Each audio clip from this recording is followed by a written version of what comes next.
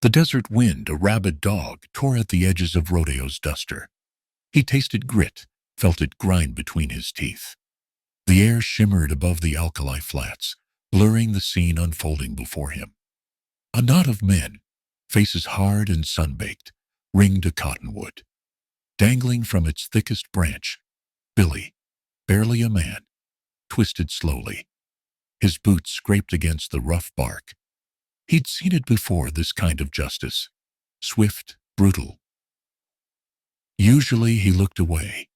He'd learned long ago that the West didn't reward meddling. But Billy was different. Simple. Slow.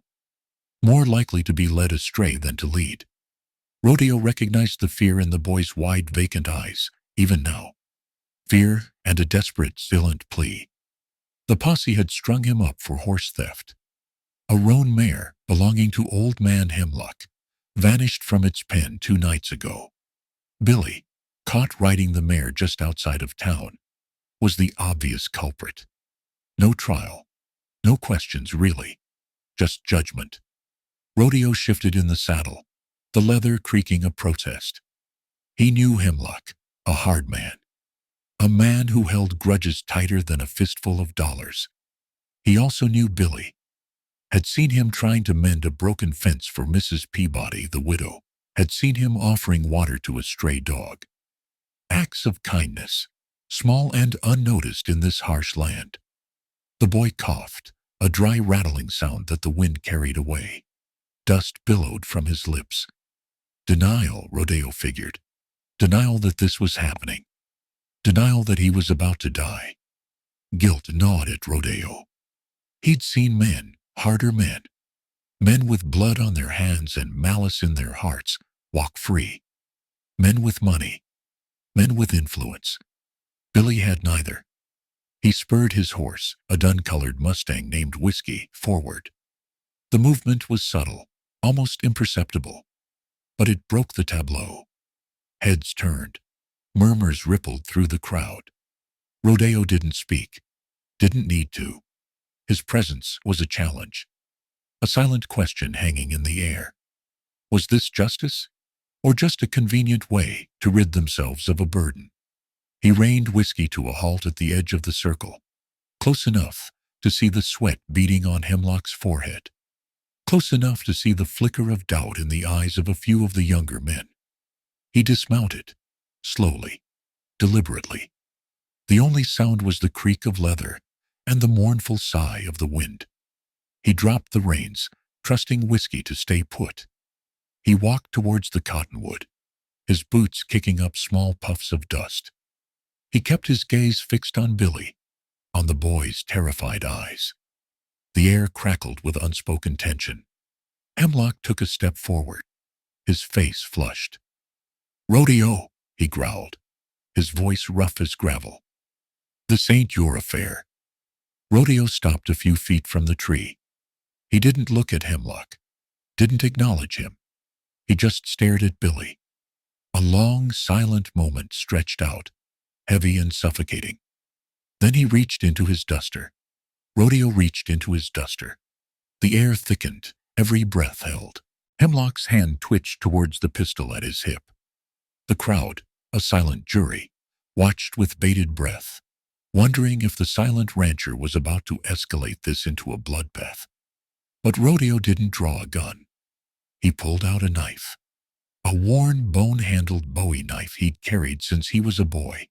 He tested the edge with his thumb. A slow, deliberate motion. The steel glinted in the harsh sunlight.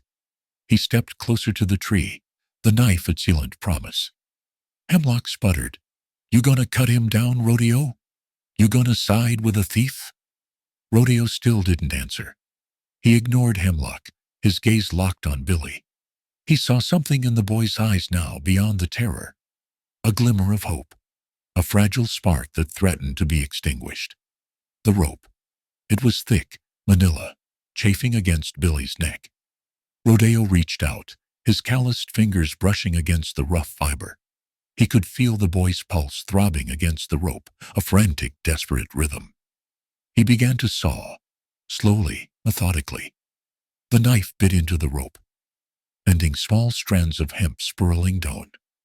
The only sound was the rasp of steel against fiber and the mournful sigh of the wind. As he worked, an image flickered in his mind. Widow Willow, her face etched with grief and exhaustion, her eyes the color of a stormy sky, holding a strength that belied her fragile frame. Willow, her husband Caleb, had been a good man, worked the double diamond mine, scratching a meager living from the unforgiving earth. Then the mine collapsed. A cave-in. Caleb and 3 others buried alive. The town offered condolences, a few casseroles, and then nothing. Willow was left with nothing but a failing farm, a mountain of debt, and a daughter, Maisie, barely old enough to braid her own hair. Rodeo remembered seeing Willow trying to sell her chickens at the mercantile. The townsfolk haggled over prices, driving her down to pennies. He remembered the shame in her eyes, the way she clutched Maisie close, shielding her from the harsh realities of their situation. He remembered the whispers. She'll lose the farm. She'll have to sell Maisie off to relatives back east. She'll end up on the streets. The memory was a brand on his soul.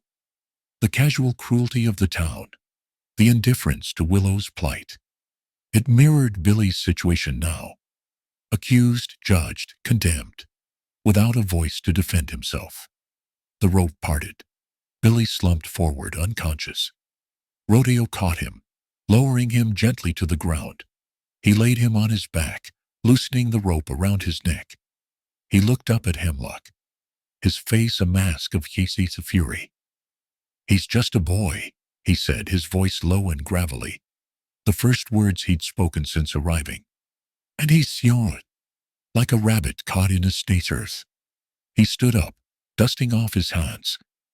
"Maybe," he continued, his gaze unwavering, "maybe instead of hanging him, you should ask yourself why a boy like Billy would steal a horse in the first place." He turned and walked back to whiskey, leaving Hemlock and the posse standing there, silent and uncertain. The wind picked up, swirling dust around their feet. The air, still thick with tension, now carried a seed of doubt, a seed that Rodeo hoped would take root and blossom into something resembling justice, or at the very least, a little mercy. Rodeo swung back into Whiskey's saddle. He knew he hadn't won them over, not really. He'd merely bought time. Time for Billy to breathe, time for the boy to maybe find his tongue and explain himself. But time came at a price. He looked at Hemlock, the man's face a twisted knot of resentment. Rodeo knew what was coming. "All right, Rodeo," Hemlock spat, the word like venom. "You want to play savior? Fine. You want him alive? Fine. But that mare's worth something, and Billy ain't got nothing to give." A murmur rippled through the posse. They knew what Hemlock was implying. Billy's life wasn't free. It had to be paid for. Rodeo considered his options. He didn't have much to offer. His ranch, a small spread carved out of the unforgiving landscape, was barely breaking even. He had a few head of cattle, a few horses, a scattering of chickens. Nothing of real value except his gaze drifted towards the far side of the clearing, where a magnificent bull graced peacefully, oblivious to the drama unfolding around him. A Hereford, with a coat the color of rich mahogany and muscles that rippled beneath its hide. He'd bought the bull, named Goliath, with every spare dollar he had. A prize-winning animal meant to improve his herd, to give him a fighting chance in this harsh land. Goliath, yes, it was his future. And now, he was Billy's ransom. He sighed, the sound lost in the wind. "I'll give you Goliath," he said, his voice flat, devoid of emotion. The silence that followed was broken only by the snorting of horses and the distant call of a hawk. Hemlock's eyes widened, a flicker of avarice replacing the resentment. The other men exchanged glances, surprised by Rodeo's offer. "Goliath?" Hemlock asked, his voice incredulous. "You'd give up Goliath for that worthless whelp?" Rodeo met his gaze, his expression unreadable. Billy's life is worth more than any bull, he said, though the words tasted like ash in his mouth. Hemlock hesitated. He knew Goliath's worth. The bull could fetch a hefty price at the stockyards in Abilene. He could improve his own herd, bring him prosperity. But pride warred with greed. He wanted to see Rodeo squirm, to see him humbled. Finally, he nodded, a slow, grudging movement. "All right," he said, a sneer twisting his lips. "Goliath for the boy. But understand this, Rodeo. Billy owes you now. He owes you his life, and that's a debt that's heavier than a winter storm. He better repay it somehow, someday, or you'll both regret this day." Rodeo ignored the veiled threat. He'd made his choice. He spurred Whiskey forward towards Goliath. He'd have to drive the bull back to Hemlock's ranch. Another loss, another sacrifice in a land that demanded so much and gave so little. As he rode, he glanced back at Billy, still lying motionless on the ground. He hoped the boy would be all right. He hoped he'd learn from this. He hoped he'd understand the price that had been paid for his life. But most of all, he hoped that one day, Billy would find a way to repay the debt. Not to him, but to the world. By living a life worthy of the sacrifice. A life filled with kindness, with courage, with a spirit that refused to be broken by the harsh realities of the West. He knew it was a long shot.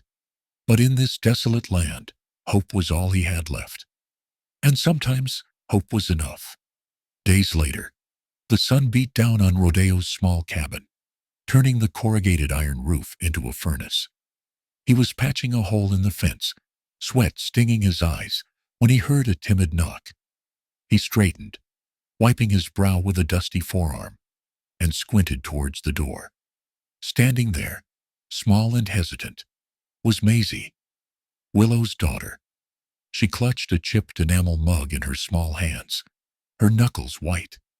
Dust powdered her bare feet, and her brown hair, usually neatly braided, was coming undone, wisps framing her face. Rodeo hadn't spoken more than a few words to Maisie before. She was a quiet child, always clinging to her mother's skirts. But he'd seen the spark in her eyes, the intelligence that belied her age. "Mr. Rodeo?" she asked, her voice barely a whisper. He nodded, waiting. He wasn't used to children, especially not girls.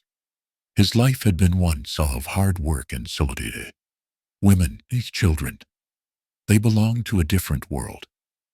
Mama's sick," Maisie said, her voice trembling slightly. "She's got a fever, and she can't keep anything down." Rodeo's gaze softened, just a fraction. He knew what a fever could mean in this land. Without proper care, it could quickly turn deadly. Maisie continued, her eyes pleading.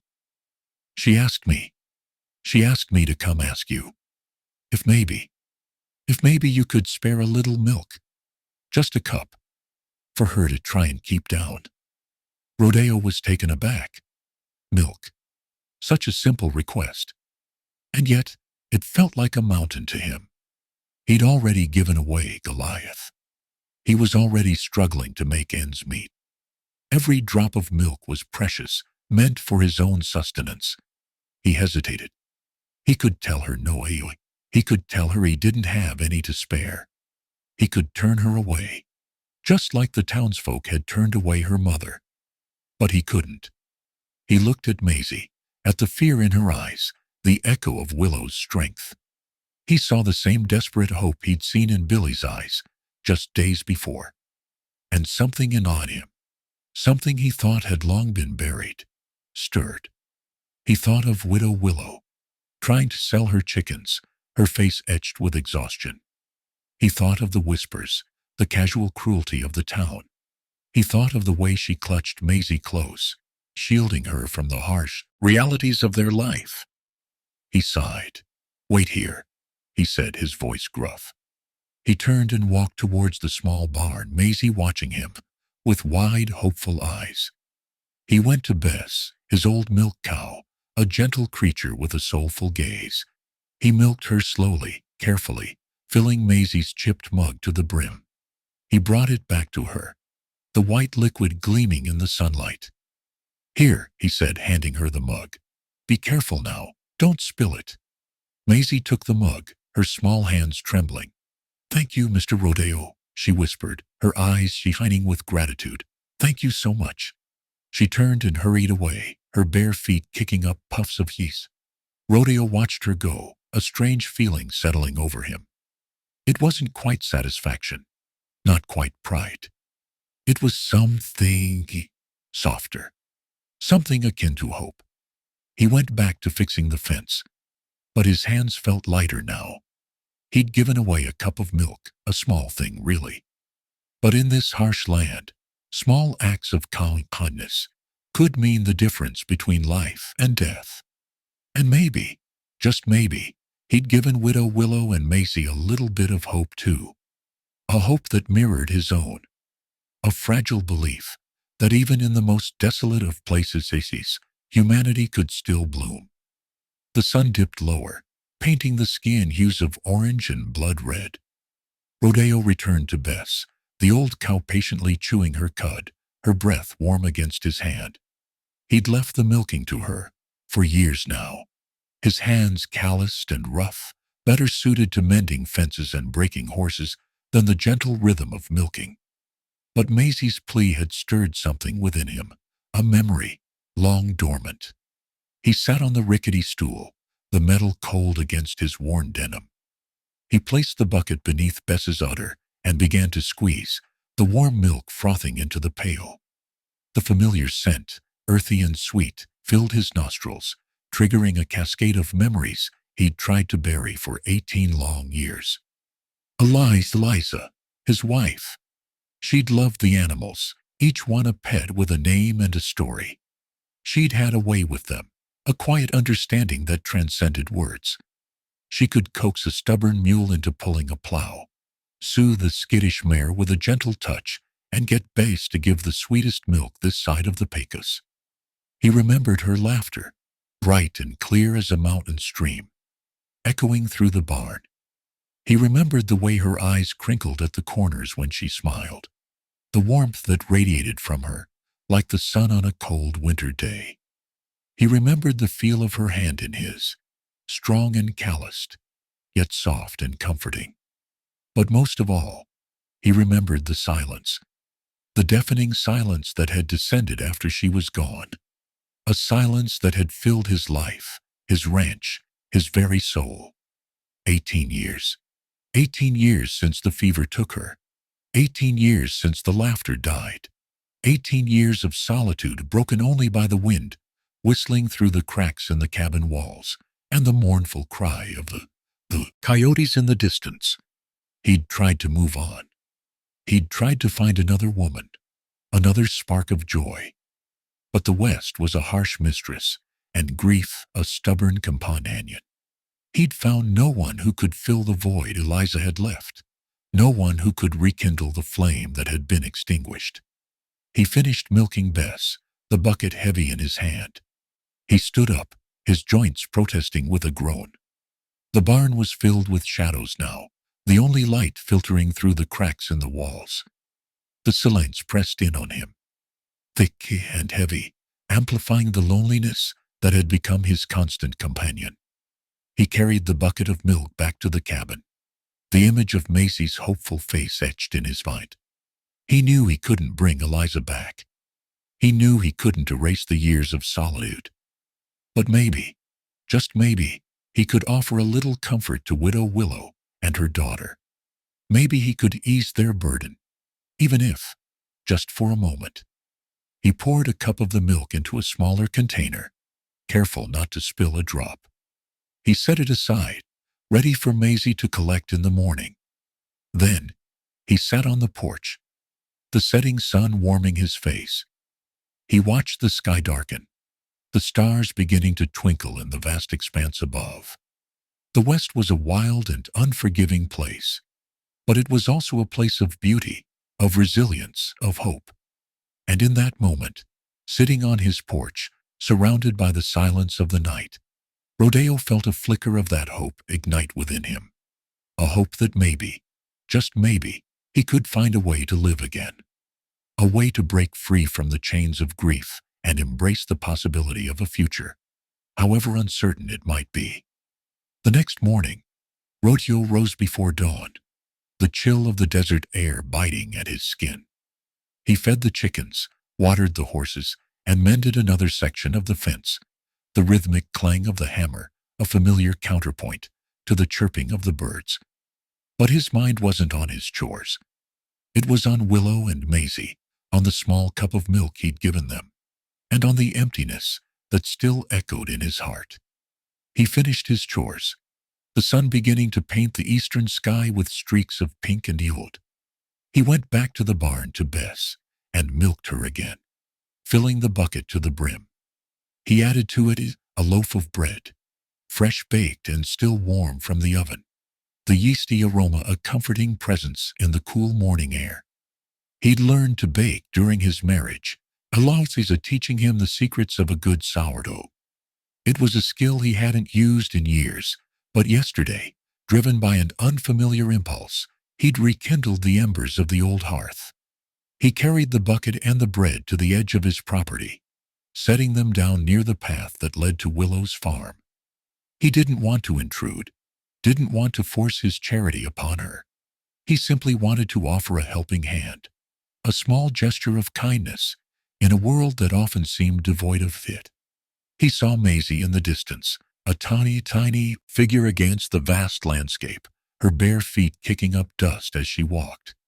He watched her approach, her eyes widening as she spotted the bucket and the loaf of bread.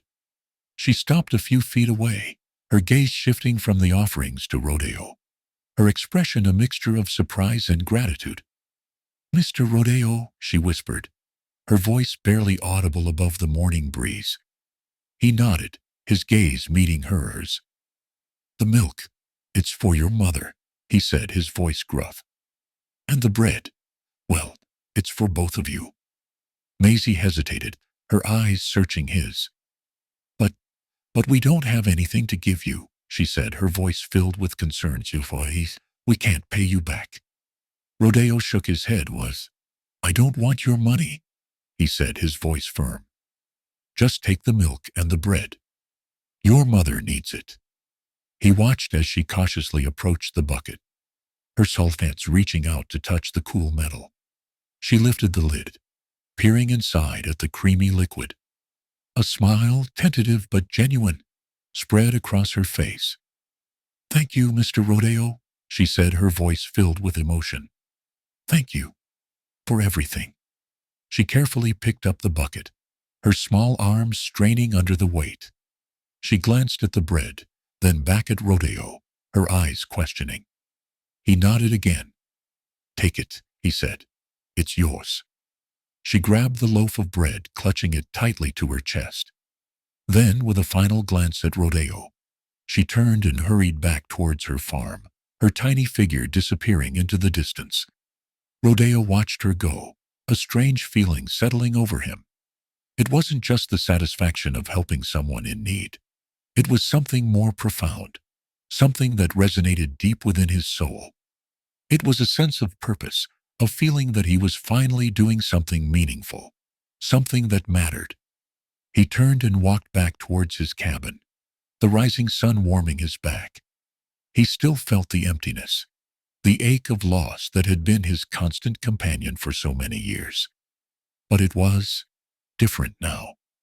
There was a flicker of light within the darkness, a spark of hope that refused to be extinguished. He didn't know what the future held. He didn't know if Willow would recover, if Maisie would thrive, if he would ever find a way to truly heal. But he knew one thing. He was no longer alone. He had found a connection, a purpose, a reason to keep going. And in this harsh and unforgiving land, that was more valuable than all the gold in California. The fever clung to Willow like a burr, each day leaching more strength from her already weary frame. The milk Maisie brought back was a godsend, a cool balm on her parched throat, but it did little to quell the deep-seated chills that racked her body. She sipped it slowly, rationing each drop, knowing its source. Rodeo. The name tasted like dust and suspicion on her tongue. Everyone in the county knew Rodeo, a man carved from granite and silence, as unforgiving as the desert sun. He kept to himself, a solitary figure on his sprawling ranch, his only companions the wind and the cattle. Charity wasn't a word often associated with him. She watched Maisie, her little girl's face etched with worry, and felt a pang of guilt. She couldn't let her fear poison Maisie's innocent heart. The child was already burdened with too much, forced to grow up too quickly in a world that offered little comfort. "The milk helped, Mama," Maisie said, her voice small but hopeful. "I think you look a little better." Willow managed a weak smile, pulling Maisie closer. "I do feel a bit stronger, sweetheart. Thank you for being so brave and fetching it."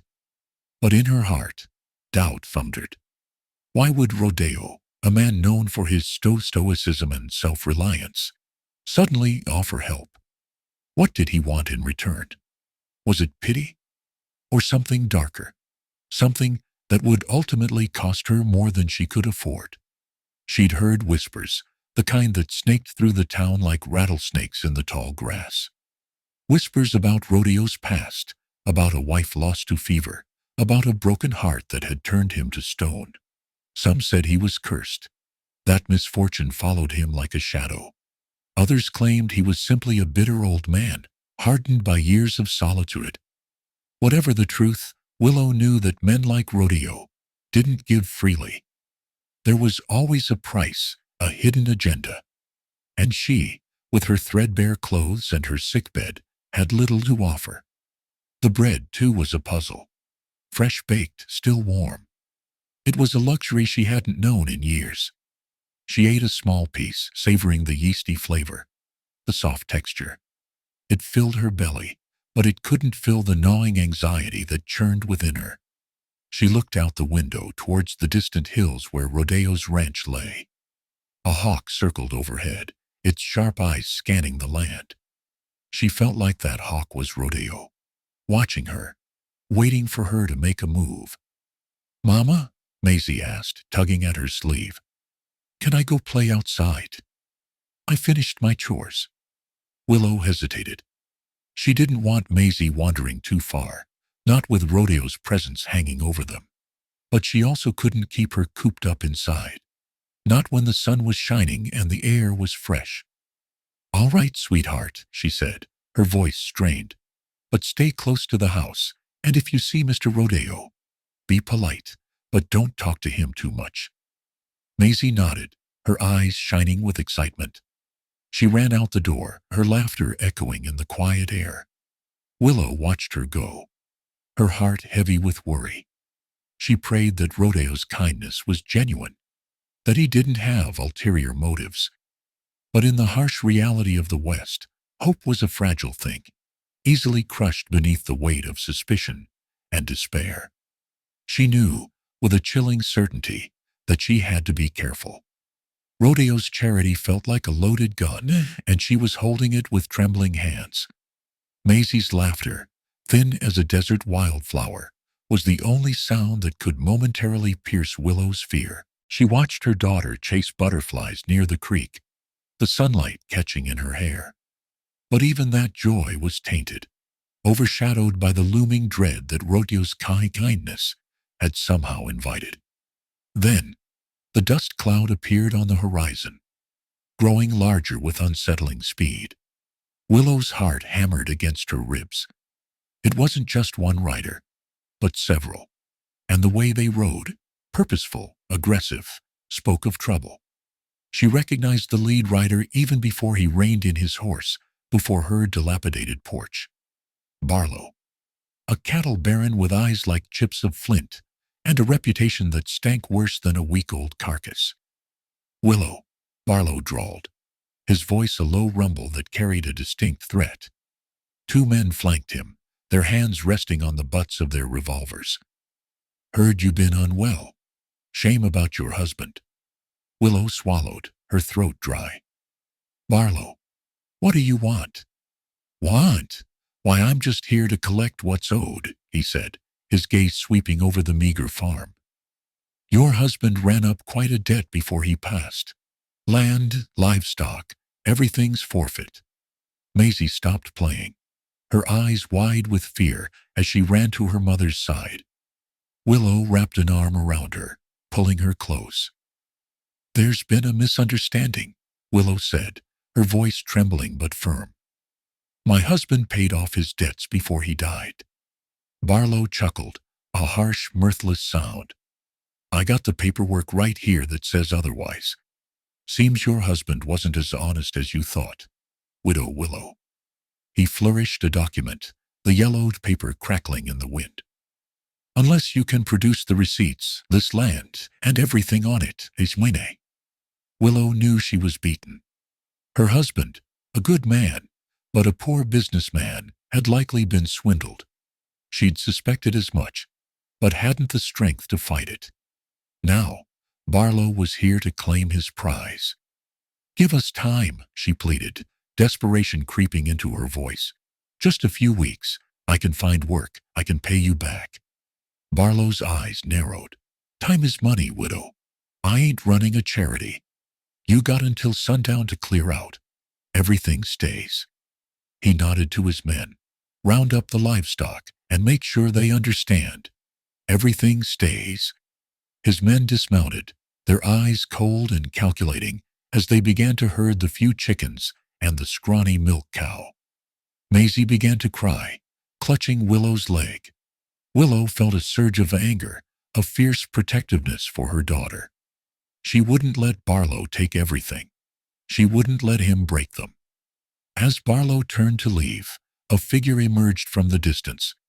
A lone rider, silhouetted against the sun. Rodeo.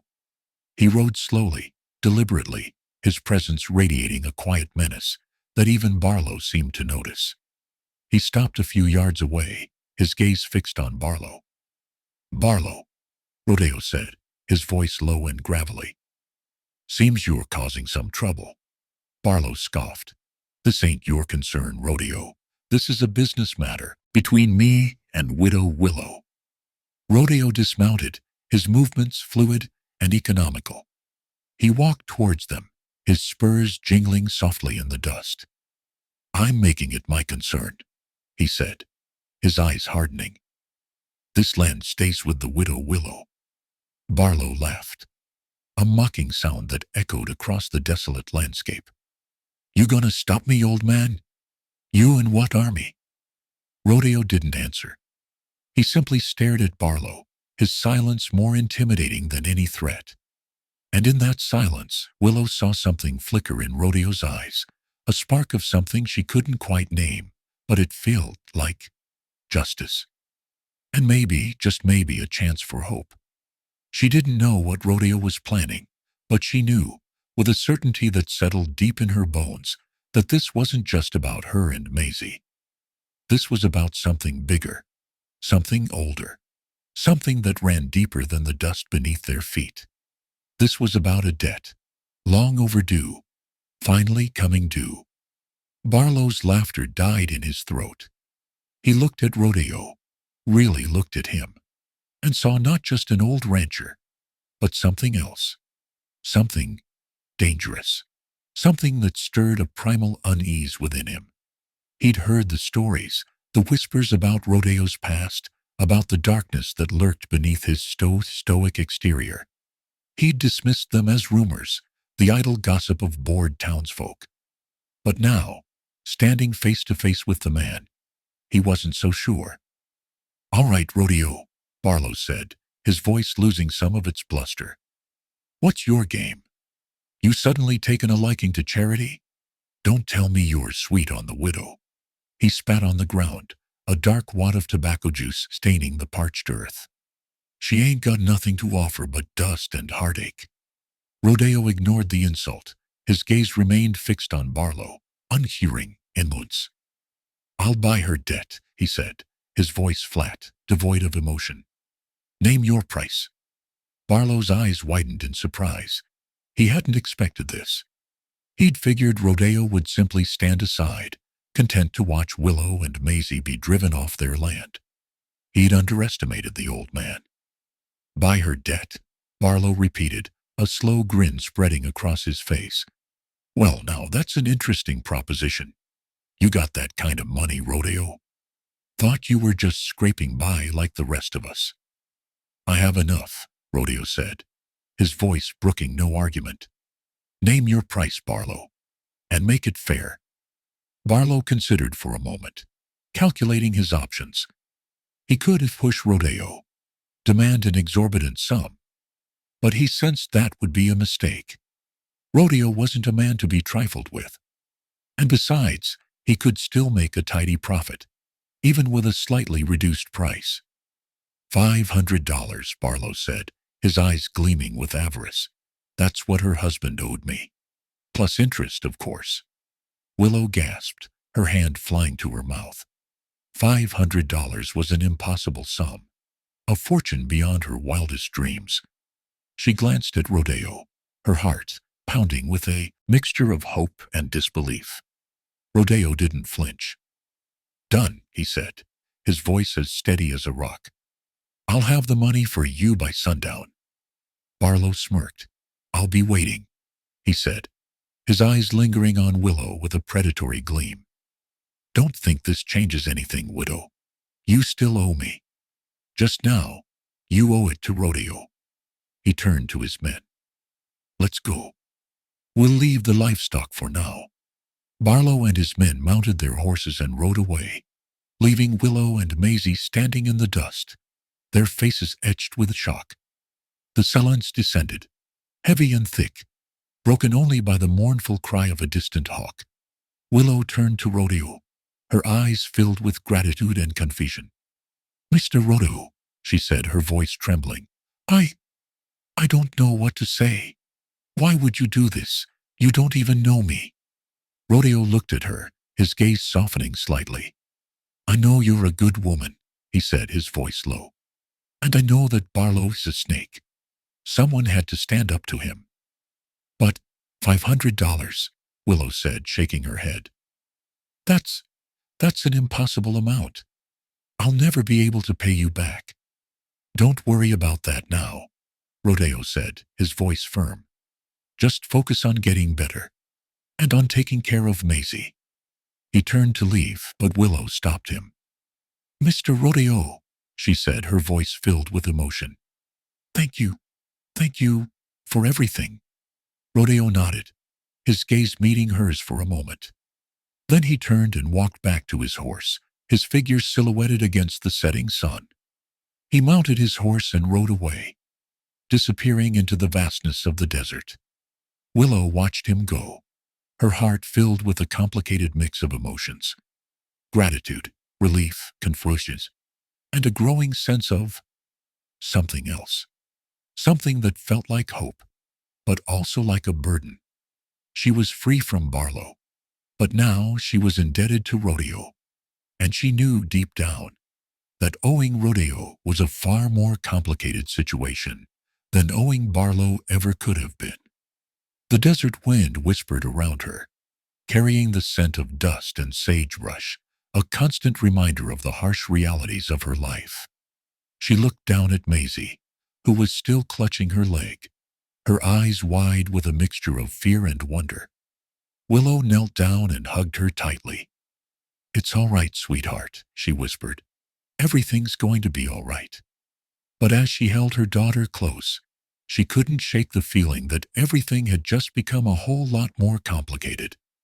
The sun dipped below the horizon, painting the sky in hues of orange and purple. The air grew cooler, and the shadows lengthened, stretching across the land like grasping fingers. Willow knew she had a long night ahead of her, a night filled with worry and uncertainty. The next morning, Rodeo returned. He arrived just as Willow was finishing a meager breakfast of cornbread and water. He rode up to the porch, his face impassive, his eyes hidden beneath the brim of his hat. Morning, Widow Willow, he said, his voice low. I trust Barlow kept his word. He did, Willow replied, her voice guarded. He left us safely. Good, Rodeo said. He paused, his gaze sweeping over the dilapidated farm.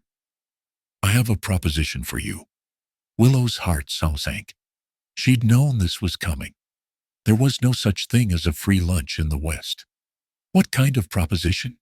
she asked, her voice barely a whisper. "I paid off your debt to Barlow," Rodeo said, his voice flat. $500. That's a lot of money." "I know," Willow said, her voice filled with shame. "I don't know how I'll ever repay you." "You'll repay me with your labor," Rodeo said, his eyes meeting hers. "You and Maisie. I need help on my ranch. I'll give you a place to live, food to eat, and I'll consider the debt paid after 1 year of work." Willow stared at him, her mind reeling. 1 year of work. It wasn't a long time, a daunting commitment. But what choice did she have? She couldn't possibly earn $500 on her own. This was her only chance to keep her land, to provide for Maisie. "What kind of work?" she asked, her voice trembling. "General ranch work," Rodeo said. "Cooking, cleaning, tending to the animals. Whatever needs doing. Maisie can help with the chores. It won't be easy, but it'll be honest work." Willow looked at Maisie, who was watching them with wide, apprehensive eyes. She knew this would be hard on her daughter, but it was better than being homeless, better than being at the mercy of men like Barlow. "And if we refuse?" Willow asked, her voice defiant. Rodeo's face hardened. "Then I'll have to take what's owed to me," he said, his voice cold. "Your land, your livestock, everything. I don't want to do that, Widow Willow. But I will if I have to." Willow knew he meant it. Rodeo wasn't a man to be trifled with. She was trapped, with no way out. But maybe, just maybe, this wasn't entirely a bad thing. It was a chance, a slim chance, to rebuild her life, to create a future for Maisie. "All right," she said, her voice resigned. "We'll do it. We'll work for you." Rodeo nodded, his expression unreadable. "Good," he said. "We leave in the morning. Be ready." He turned his horse and rode away, leaving Willow standing on the porch, her heart heavy with dread. She looked at Maisie, her little girl's face etched with worry, and forced a smile. "Don't worry, sweetheart," she said, pulling Maisie close. "We'll be all right. We'll make it work." But as she held her daughter in her arms, she couldn't help but wonder what she had gotten herself into.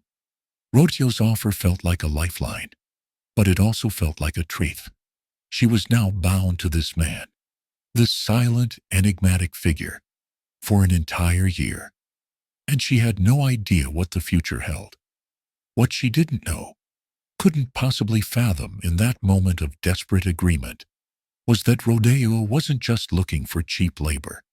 He was looking for something else, something deeper.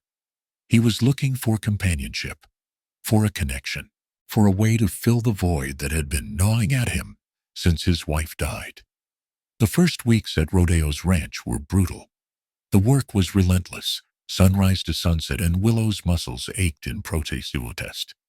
Maisie, though small, did her share, gathering eggs, feeding the chickens, and helping Willow with the endless laundry. Rodeo, a man of few words, simply pointed and expected. He showed no favoritism, no leniency. But he also didn't demand the impossible. He pushed them hard, but fairly. The ranch itself was a stark contrast to their small homestead. Larger, certainly, but worn and neglected. The corrals sagged, the barn roof leaked, and the fields were choked with weeds. It was clear Rodeo hadn't had the heart, or perhaps the strength, to keep it up after his wife passed. Willow, though exhausted, saw potential. She saw good soil beneath the weeds, strong timbers beneath the rotting wood. She started small, clearing a patch of land for a vegetable garden. Maisie helped her, her small hands carefully planting seeds. Slowly, things began to change. The garden flourished under Willow's care. She coaxed life back into the neglected flower beds around the house, planting wildflowers she'd gathered from the hills. Maisie's laughter, which had been subdued since Barlow's visit, started to ring out again, echoing across the ranch as she chased butterflies in the newly blooming flowers. Rodeo, though outwardly stoic, noticed the changes Uriz. He saw the garden taking shape, the flowers adding splashes of color to the drab landscape. He heard Maisie's laughter, a sound that had been absent from the ranch for full long. He saw Willow's quiet determination, her unwavering work ethic, her gentle touch with the animals. One evening, as Willow was milking the cows, Rodeo approached. He stood silently for a moment, watching her, his face unreadable. "The milk's better than it was," he finally said, his voice gruff. Willow looked up, surprised. "The cow was poorly fed," she said. "She's getting better now that she's grazing on good pasture." Rodeo nodded. He didn't say anything else, but Willow sensed a flicker of something in his eyes. Appreciation, perhaps. Or maybe just a grudging acknowledgement of her efforts. As the weeks turned into months, Willow and Maisie began to feel less like indentured servants and more like family. They ate their meals with Rodeo in the kitchen, sharing stories and laughter.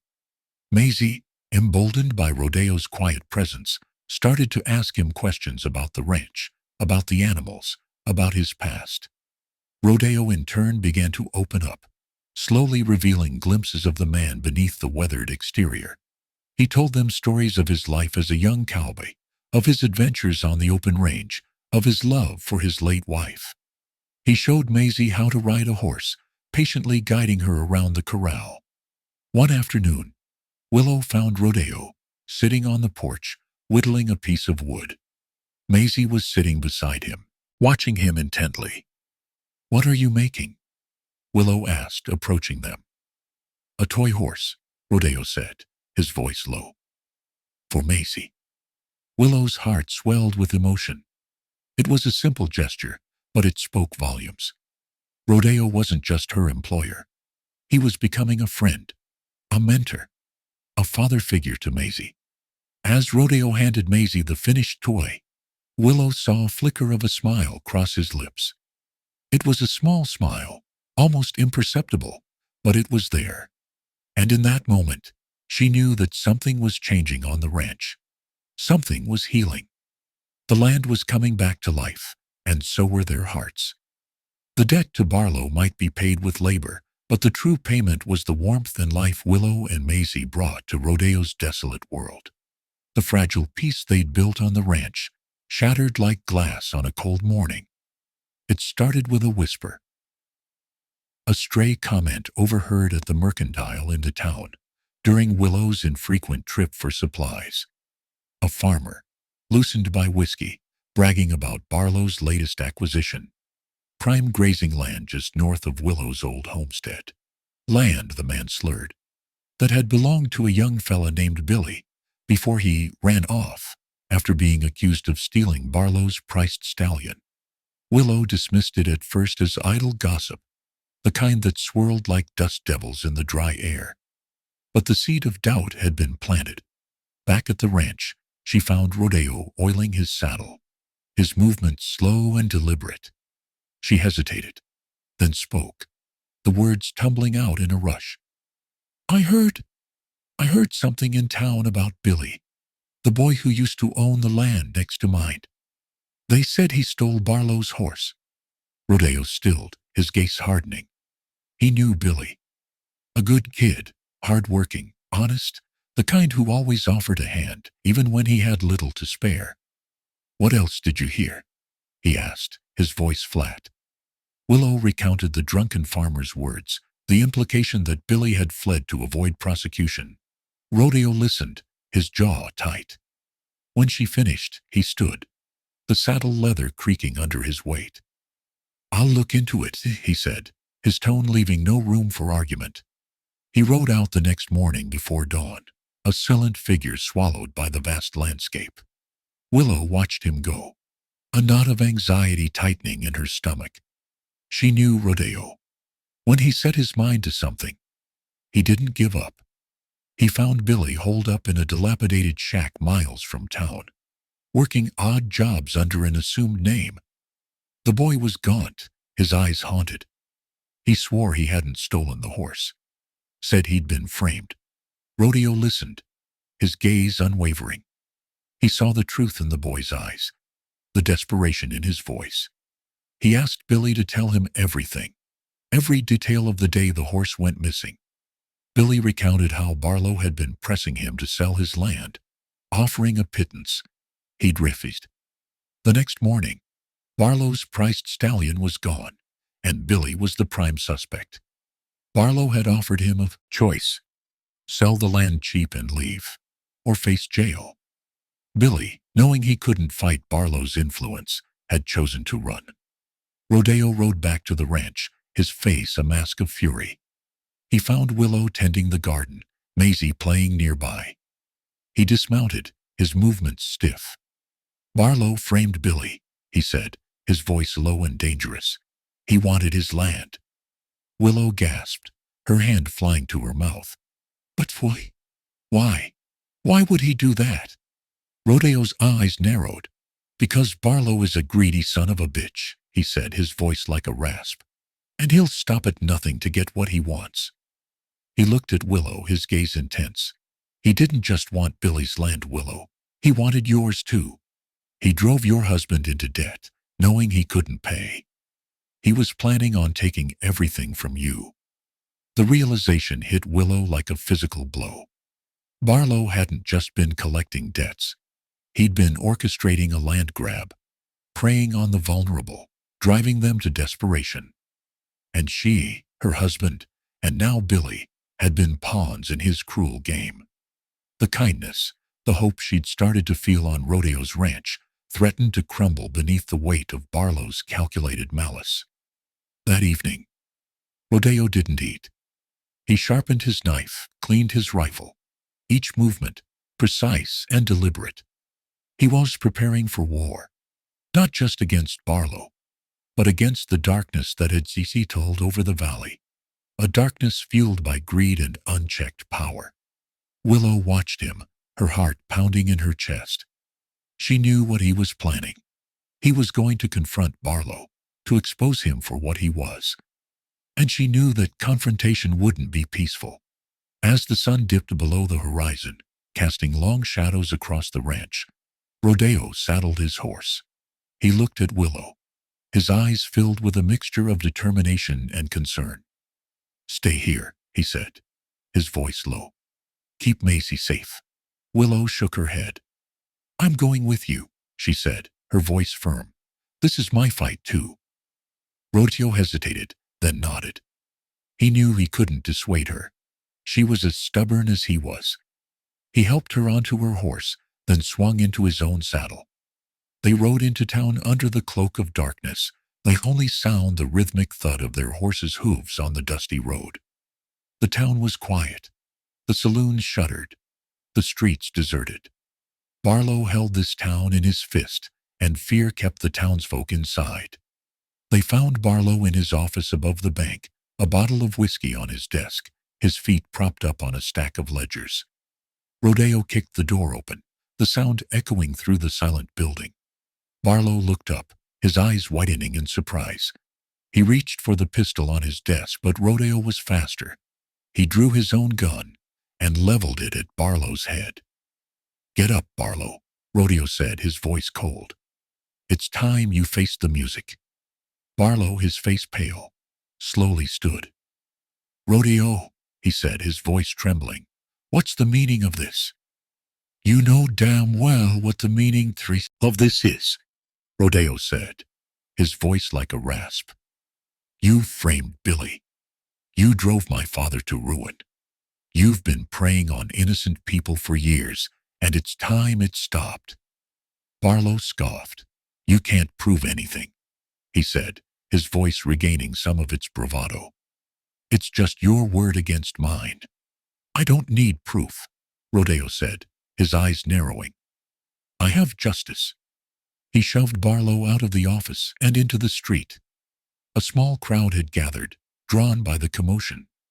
Rodeo raised his voice, addressing the townspeople.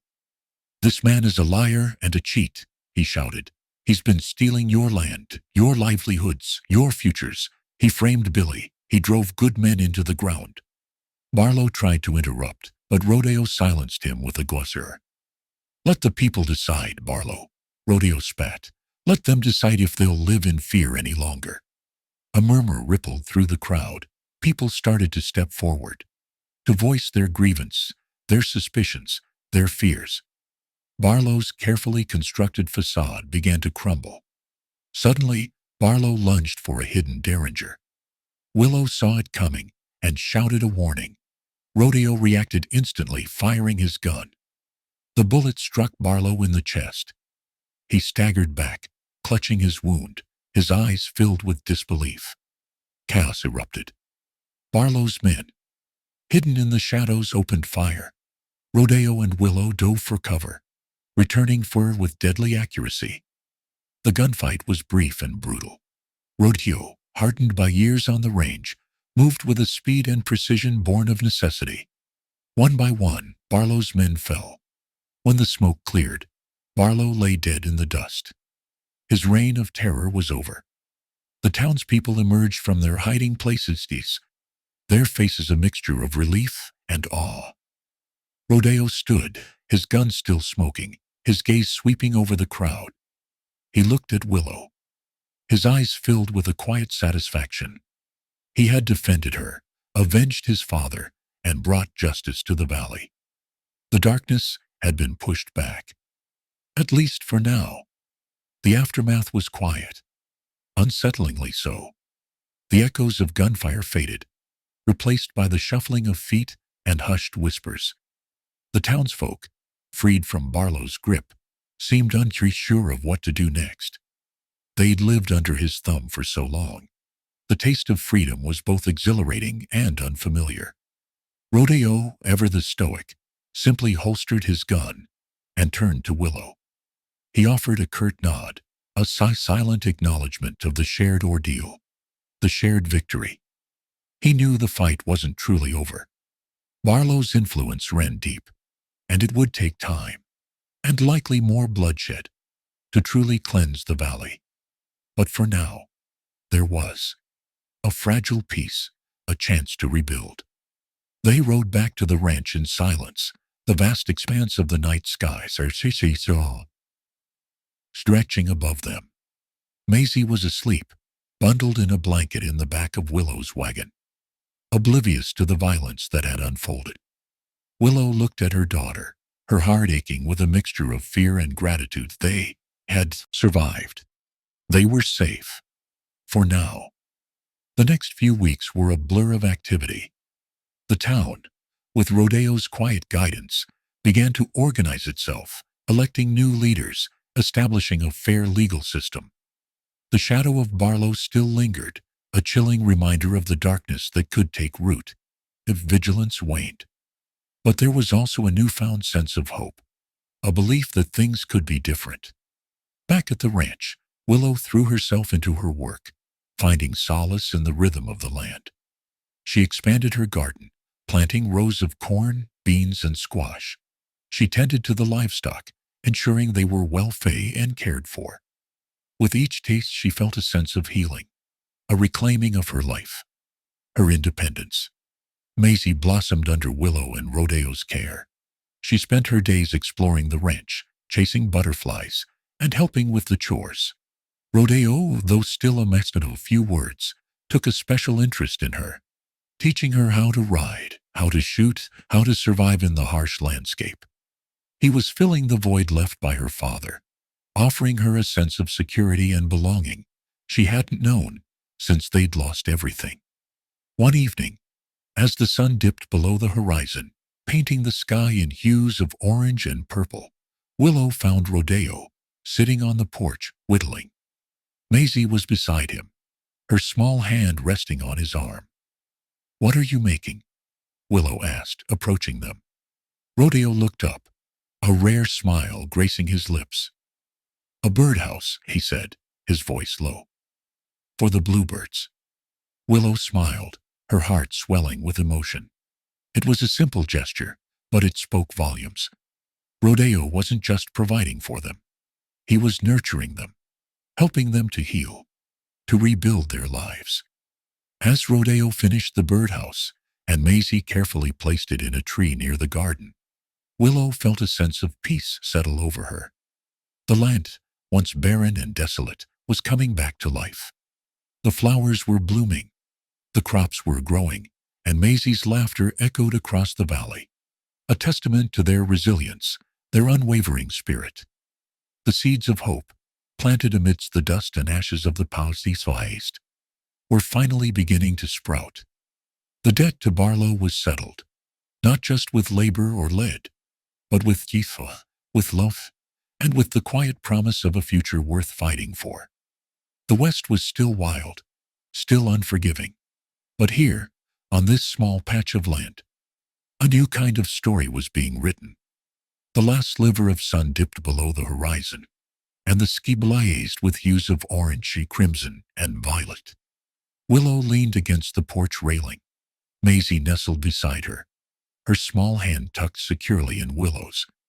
Across the yard, Rodeo stood near the newly placed birdhouse, his silhouette stark against the fiery canvas. He wasn't whittling now, just watching the sunset, his posture unusually relaxed. Willow had grown accustomed to seeing him in a state of perpetual readiness, his senses always alert, his gaze scanning the horizon for threats both real and imagined. But tonight, something was different. He seemed at peace. She watched him, a wave of warmth washing over her. He was a man of few words, a man of action, a man forged in the crucible of the West. He had seen more than his share of violence and loss, yet he carried himself with a quiet dignity, a strength that inspired her and gave her the courage to face each new day. Maisie stirred beside her. "Mama, is the sun tired?" she asked, her voice sleep-soft. Willow smiled and stroked her hair. "Maybe a little," she said, "but it will be back tomorrow, bright as ever." "Like Rodeo?" Maisie asked, tilting her head. Willow glanced at Rodeo, who was now walking slowly toward them. He stopped at the edge of the porch, his gaze meeting hers. "Maybe," she said softly, her voice barely a whisper. "Like Rodeo." He didn't say anything, just nodded once, his eyes holding a depth of emotion she was only beginning to understand. He was a man who guarded his heart fiercely, but she had glimpsed the tenderness that lay beneath the rough exterior, the capacity for love and compassion that he kept hidden from the world. The silence stretched between them, comfortable and familiar. It wasn't an empty silence, but a silence filled with unspoken words, with shared experiences, with a growing sense of connection. Finally, Rodeo spoke, his voice low and gravelly. "Good sunset," he said. Willow smiled. "It is," she agreed. "Thank you, Rodeo, for everything." He shrugged, a gesture that was both dismissive and acknowledging. "Just doing what's right," he said. But Willow knew it was more than that. He had done more than just what was right. He had risked his life, his safety to protect her and Maisie. He had given them a home, a future, a reason to believe in the possibility of happiness. As the last embers of the sunset faded and the stars began to appear in the darkening sky, Rodeo stepped onto the porch and stood beside them. He didn't touch them, didn't offer any words of comfort or reassurance, but his presence was enough. Willow felt a sense of completeness she hadn't felt in years. She had lost so much, endured so much hardship, but she had also found something precious, something she never thought possible. She had found a family. The West was still a harsh and unforgiving place, a land of dust and blood and broken dreams. But it was also a land of resilience, of hope, of unexpected kindness. And in the midst of the vast and unforgiving landscape, a small ranch had become a sanctuary, a place where love could blossom, where wounds could heal, where a new kind of life could begin. Rodeo, the silent rancher, had shown her that the West wasn't just about survival, but about finding moments of grace amidst the hardship, about building a future worth fighting for. and about finding the family you never knew you needed, even in the most unlikely of places.